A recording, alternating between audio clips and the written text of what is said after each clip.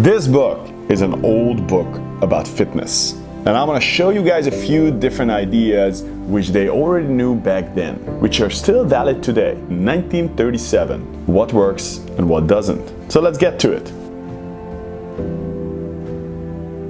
There are interesting ads in this. The importance of milk toward a fitter Britain. Barley lemon. Very different type of nutritional advertisements. Keep kids fit. Advanced gymnastics. The importance of outdoor training. This Keep Fit scheme is mainly intended for girls and women who for one reason or another are not in the habit of taking regular all-round exercise. So what's interesting here immediately grabs you at the beginning that the norm was to be very physically fit. And this book is for those few who are not and trying to catch up to the general mass. It's a very different angle from where we are today. Keep fit class in an industrial area. If you look at this, it's quite fantastic.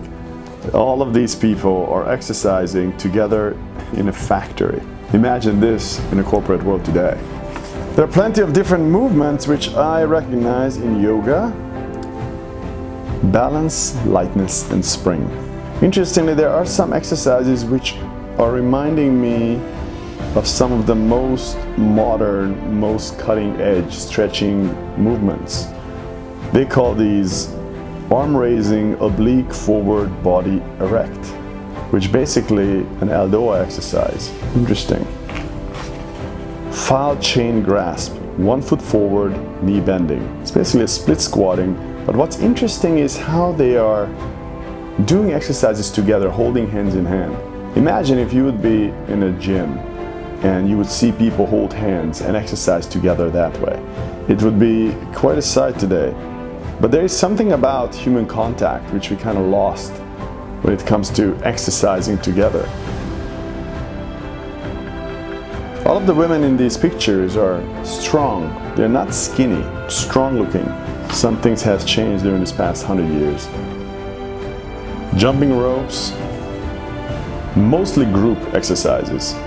All of these people are doing things together, helping each other, connecting with each other, and charging up with each other's energies. There are plenty of exercises shown here, exercises which you cannot do on your own. You need to have a partner to do it together with. Interesting. Many of these exercises are done barefoot. Balance walking, gripping the bar with the toes. They understood the importance of barefoot. If your feet are not healthy, good luck trying to create a healthy ankle, knee, hip, and everything all the way up. Handstand practice. You know, I tried learning how to handstand and I'm pretty okay with it. But the learning process itself was very interesting because it's so physical and you don't need any equipment for that. Just simply try to do handstands. That itself subs an exercise. The entire body is working, everything. There's a lot of emphasis here on plyometric exercises, i.e. jumping up, jumping down, which makes sense because that was very practical a long time ago. Oh, there's a wonderful neck exercise here. Now, most people who would try doing this today, they would probably break their necks.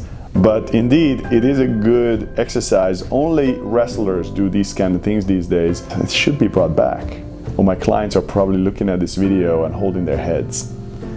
I grew up with these kind of movements. This is not foreign to me. This is how we used to exercise, even in school settings. The people who are in this book, they are probably all gone now. I mean, they all look about 20, so they would all be about 110. Jumping through a hoop. Wow, such an interesting exercise. This is basically a trust exercise that I used on some corporate retreats. They call it rocking the dummy. Carrying each other, carrying a person. Of course, human beings, we're meant to carry each other. If anything would happen to someone, you would need to take care of them. Of course, it makes sense that you would train for something that you might actually need to do one day. Jumping toe touch heels with fingers. You jump up, you touch your feet to each other, and at the same time you touch with your fingertips your toes. It's quite challenging. The first aim of dancing is to learn to move with ease and rhythm, to enjoy moving and to gain the sense of power over the body. Ease of movement can only be obtained by a methodical training of the whole body. There's some wisdom in here. At first you need to have a general well-rounded health before you can specialize. Hoi! There's some very advanced movements over here, at least advanced for my eyes, my 21st century eyes. Dancing takes up a big part of this book. Hockey, field handball, netball, which today is called basketball. There was still no backboard for net. Cricket, tennis, swimming. The cost is usually trifling and no expensive apparatus or kit is necessary. This is how the British looked at swimming. Jumping. A natural, spontaneous joy in jumping will find outlet whenever a country walk provides an easy stream to cross or a field wall to negotiate successful achievement, producing a feeling of exhilaration. What a wonderful way of describing jumping.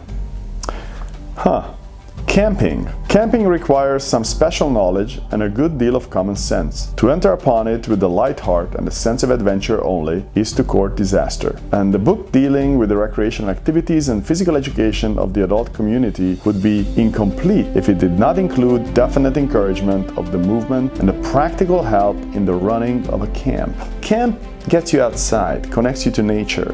And nature and physical fitness has seldom mentioned together these days, but I find it the best aid and the best workout partner for anyone is nature.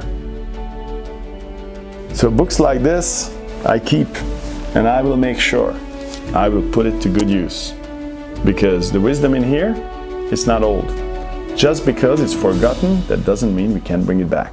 Anyhow, guys, thank you so much for watching. Please press like as always. Subscribe, and if you have any comments, please write them below.